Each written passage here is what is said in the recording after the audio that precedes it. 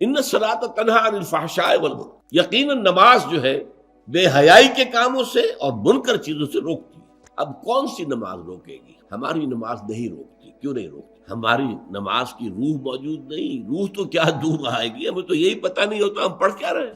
It's a parrot like repetition, یاد ہے بس پڑھ دیا جلدی سے جلدی کیا اور اللہ نہ فیصلہ۔ اور چونکہ اس وقت آپ کا ذہن جو ہے وہ اس کام میں مصروف ہی نہیں ہے کہ وہ سمجھے کہ آپ کیا کہہ رہے ہیں، لہذا خالی ذہن تو رہ نہیں سکتا۔